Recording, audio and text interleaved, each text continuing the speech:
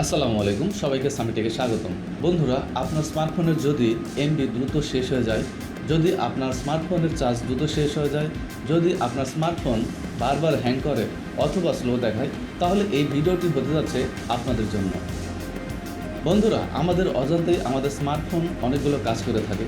তার মধ্যে একটি অন্যতম কাজ হচ্ছে ব্যাকগ্রাউন্ডে আমাদের স্মার্টফোনের ইনস্টল করা অ্যাপসগুলো অটো আপডেট নিতে থাকে, যার ফলে আমাদের এমবি ফুরায়, যার ফলে আমাদের চার্জ ফুরায়, যার ফলে আমাদের মোবাইলগুলো হ্যাং করে অথবা স্লো দেখায়।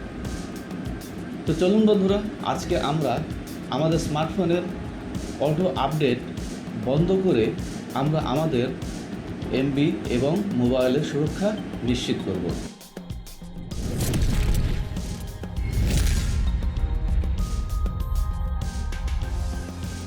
বন্ধুরা, অটো আপডেট অ্যাপটি বন্ধ করার জন্য আমাদেরকে যা করতে হবে, প্রথমে আমরা আমাদের স্মার্টফোনের প্লে স্টোরটি ওপেন করব। প্লে স্টোরটি ওপেন হয়ে যাওয়ার পর আমরা আমাদের অ্যাকাউন্টের উপর ক্লিক করব। অ্যাকাউন্টের উপর ক্লিক করার পর সেখান থেকে আমরা চলে যাব সেটিংসে। সেটিংসে আসার পর আমরা অনেকগুলো অপশন দেখতে পাবো। সেখান থেকে আমরা নেটওয়ার্ক প্রিফারেন্সে ক্লিক করব। নেটওয়ার্ক প্রিফারেন্সে ক্লিক করার পর আমরা যে অপশনে ক্লিক করবো তা হলো অটো আপডেট অ্যাপ। আমরা দেখতে পাচ্ছি over any network option, over wifi only, don't auto update app.